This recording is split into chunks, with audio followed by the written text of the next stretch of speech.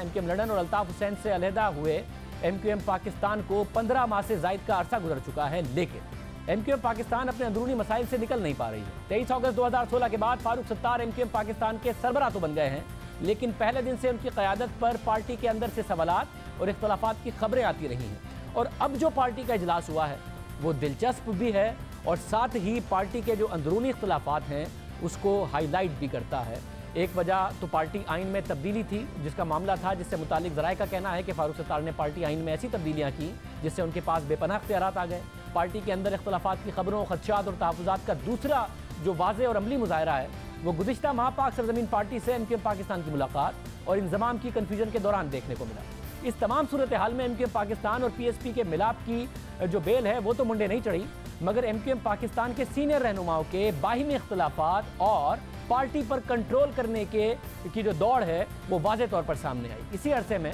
हमने आपको बताया था कि किस तरह पाक सरज़मीन पार्टी से सियासी इत्तिहाद के हवाले से एमक्यूएम पाकिस्तान के senior deputy convener Aamir Khan ने बैरून मुल्क होते हुए फारूक सत्तार और मुस्तफ़ा कमाल की प्रेस कॉन्फ्रेंस पर रद्द-ए-अमल दिया था और पार्टी कारकुनान को व्हाट्सएप पर पैगामात भेजे थे, जिस पर फारूक सत्तार ने सख्त नाराज़गी का इजहार भी किया था और बाद में आमिर खान से प्रेस कॉन्फ्रेंस के दौरान बेदिली से हाथ मिलाया था, जिसे सब ने देखा था। इन तमाम खबरों के दौरान गुज़िश्ता दिनों खबरें आईं कि एमक्यूएम पाकिस्तान के सरबराह फारूक सत्तार ने senior deputy convener Aamir Khan को तंजीमी नज़्म व ज़ब्त की खिलाफ वर्जी पर शो कॉज नोटिस जारी किया है, मगर इस खबर की नशर होते ही एमक्यूएम पाकिस्तान की जानिब से उसकी तरदीद आ गई और कहा गया कि आमिर खान को ऐसा कोई शो कॉज नोटिस जारी नहीं किया गया। एमक्यूएम फारूक सत्तार और आमिर खान के दरमियान इख्तलाफात की तरदीद करती रही, लेकिन ये बात दुरुस्त थी कि आमिर खान को show cause notice Farooq Sattar की तरफ से दिया गया था। फिर गुज़िश्ता शब एमक्यूएम पाकिस्तान के आर्जी मरकज़ पर राब्ता कमेटी का 6 घंटे तवील इजलास हुआ। इस इजलास का सिर्फ एक एजेंडा था और वो था फारूक सत्तार और आमिर खान के दरमियान सर्द मोहरी का खात्मा। ज़राए के मुताबिक इजलास में अरकान राब्ता कमेटी ने फारूक सत्तार और आमिर खान के तहफ़्फ़ुज़ात सुने और गिले शिकवे दूर करा दिए। गिले शिकवे दूर कराने से पहले हुआ क्या क्या था हम आपको बताते हैं। एमक्यूएम पाकिस्तान तो आमिर कॉज नोटिस की तरदीद कर रही है, लेकिन यह मामला इतना सादा नहीं। कल क्या हुआ वो भी आपके सामने रखते हैं, उसका बैकग्राउंड क्या है वो भी आपके सामने रखते हैं, क्योंकि जो एमक्यूएम पाकिस्तान की तरफ से तरदीद आई वो दुरुस्त नहीं थी। हमारे पास एमक्यूएम पाकिस्तान के अंदरूनी ज़राए से खबर आई कि आमिर खान को फारूक सत्तार ने शो कॉज नोटिस जारी किया और हमारे ज़राए के मुताबिक फारूक सत्तार की जानिब से आमिर खान को भेजे गए शो कॉज नोटिस में पूछा गया कि आमिर खान 5 नवंबर को कराची के जलसे में क्यों मौजूद नहीं थे। ये पूछा गया कि अली रज़ा आब्दी को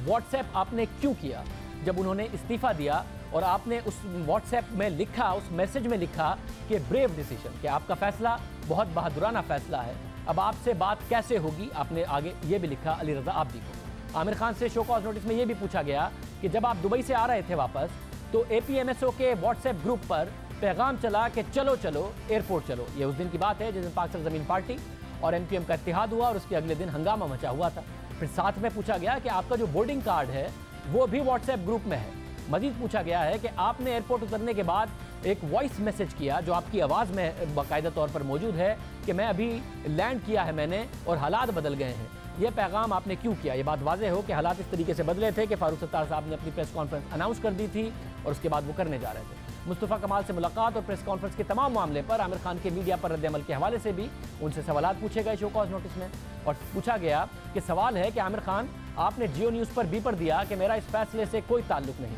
हालांकि आपको इस मुलाकात का इल्म था, यानी फारूक सत्तार और मुस्तफ़ा कमाल की मुलाकात का इल्म था। उससे मजीद पूछा गया कि आपने सलमान मुजाहिद बलोच को एक टीवी प्रोग्राम का क्लिप भेजा व्हाट्सएप पर और उनकी तारीफ़ की, और वो जो टीवी प्रोग्राम था उसमें ज़ाहिर है सलमान मुजाहिद बलोच फारूक सत्तार साहब की दूसरे रहनुमाओं के हवाले से तनकीद कर रहे थे, और आपने फारूक सत्तार साहब ने उसमें लिखा कि आपने खुद कहा कि उन्होंने एक प्रोग्राम में सलमान मुजाहिद बलोच की तारीफ़ की है। सलमान मुजाहिद बलोच ने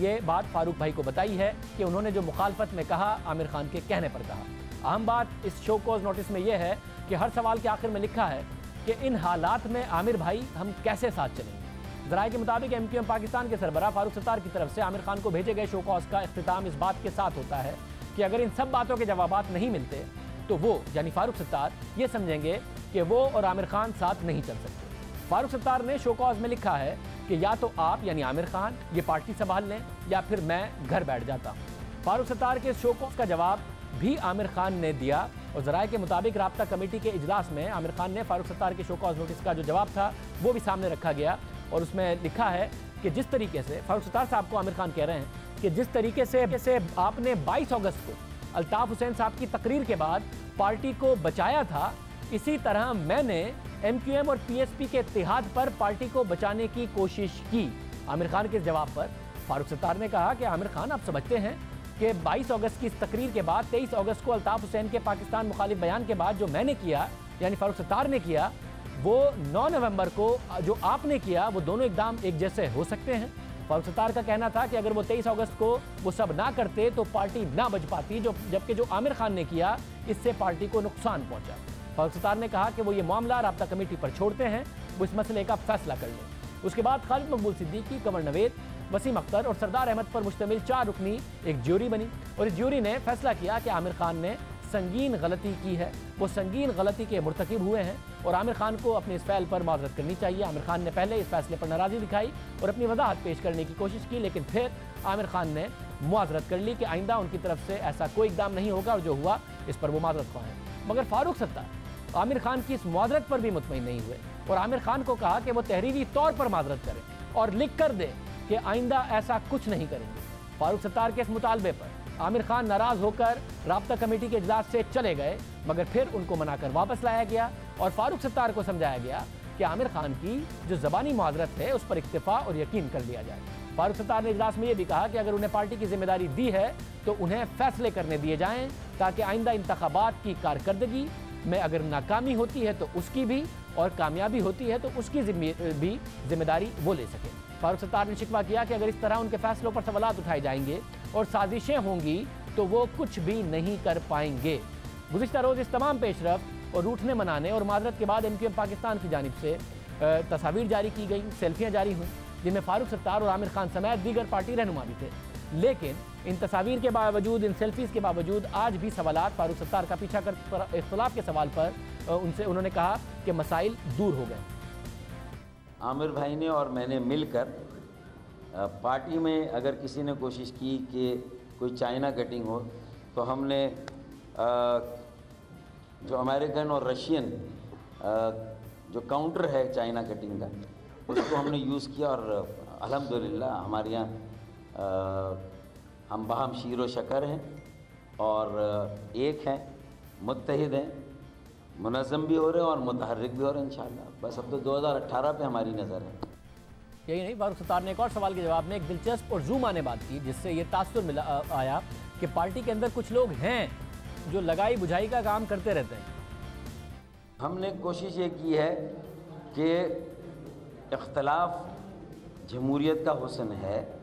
इख्तलाफ सलाह मशवरे के अमल में बड़ी अहमियत का हामिल है, तो ज़ाहिर है कि हम अपने उस मशावरती अमल को कायम रखेंगे और और एक टीम वर्क है। हाँ, ये हम ज़रूर करेंगे कि आइंदा उन बी जमालों पर ज़रूर नज़र रखें जो लगाई बुझाई का काम करते हैं।